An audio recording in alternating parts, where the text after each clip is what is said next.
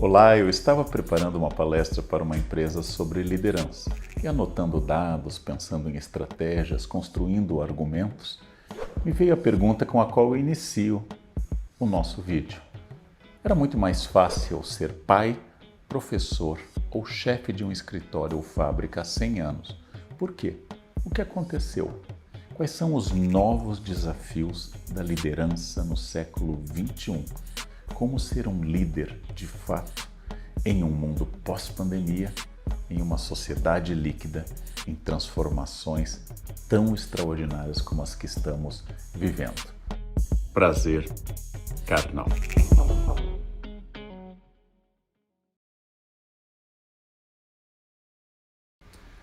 Há 100 anos, ser pai, professor ou chefe era mais fácil. Por quê? A autoridade era dada. Todo o poder estava no pai, no professor e no chefe.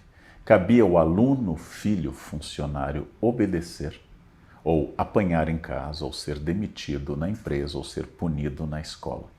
O professor falava, a classe anotava. Tudo funcionava dentro de uma hierarquia, onde o poder estava definido. Este era um mundo muito útil e muito adequado para quem estivesse no topo da pirâmide de poder.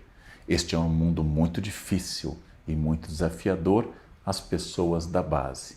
Vamos avançar para o nosso momento quase pós-pandemia. Nós sabemos que as pessoas são contratadas em uma empresa por suas habilidades técnicas, pelo seu domínio de engenharia, por saberem lidar, por exemplo, com um programa de computador, por terem habilidades físicas ou intelectuais que preenchem as necessidades daquela empresa. Nós chamamos essas habilidades duras, profissionais de formação, diploma, de hard skills. São habilidades duras, são habilidades estruturais. Eu sou contratado para ser professor porque eu tenho formação para professor, porque eu estudei, porque eu tenho diploma, porque eu posso demonstrar que eu passei anos e anos estudando para isto. Mas quando a escola me contrata, ela sabe pouco do outro lado da minha existência. Ela sabe pouco sobre as minhas soft skills, as habilidades subjetivas, carisma, simpatia, capacidade de trabalhar com o grupo. É claro que a seleção vai me perguntar isso. Você sabe trabalhar em grupo? A seleção vai me perguntar qual o meu maior defeito, mas as respostas previstas para um processo seletivo, por mais que ele seja bom, não revelam aquilo que só aparece ao longo dos meses e anos de trabalho.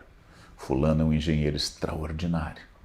Aquela é uma médica de ponta formada na melhor universidade, com uma habilidade cirúrgica extraordinária.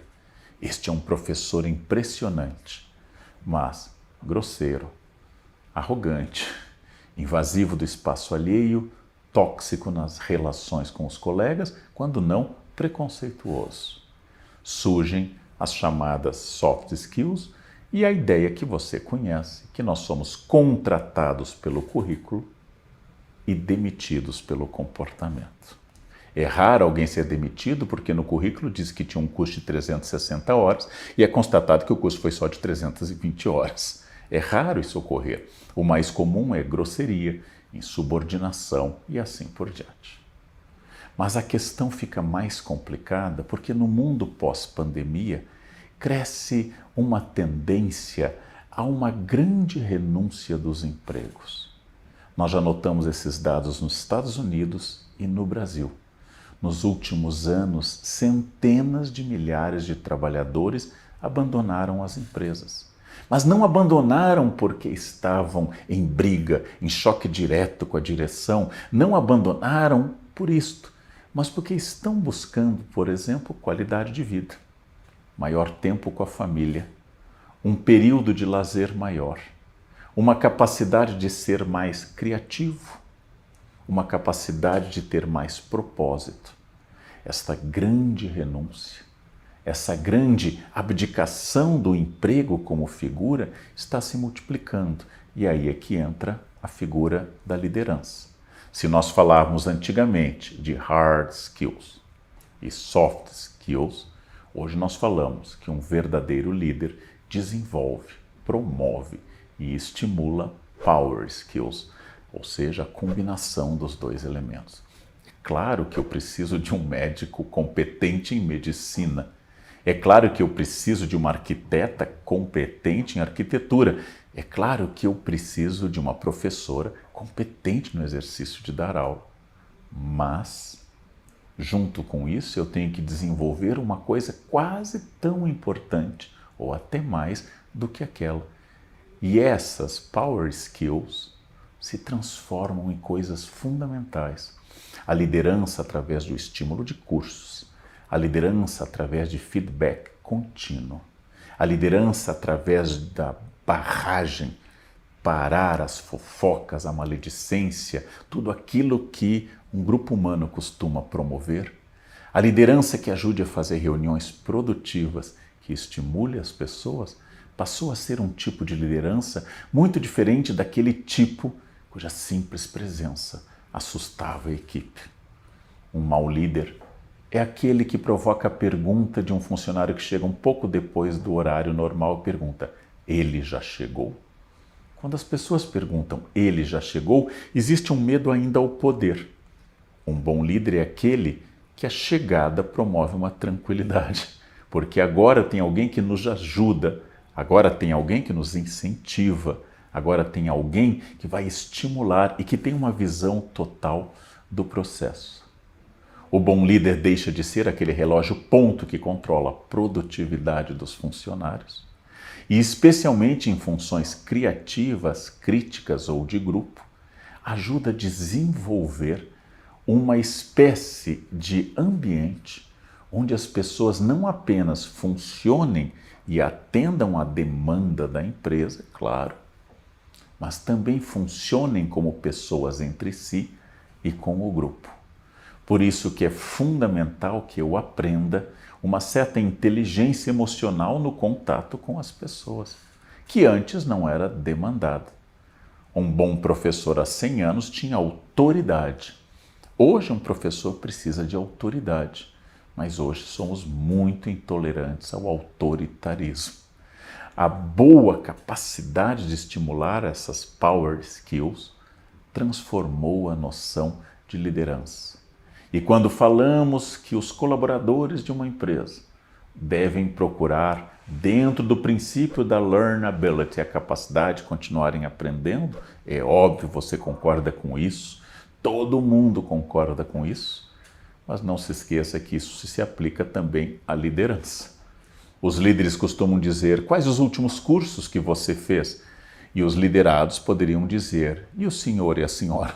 Quais os últimos cursos que fez sobre liderança? O desafio tem que ser coletivo.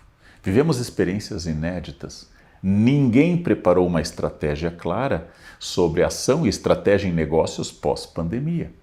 Ninguém sabe como realizar um novo tipo de aula onde as atividades presenciais e as atividades virtuais convivam. Ninguém sabe como será o futuro de uma medicina em que a anamnese médica, a entrevista para o levantamento dos dados do paciente, pode ser feita agora virtualmente.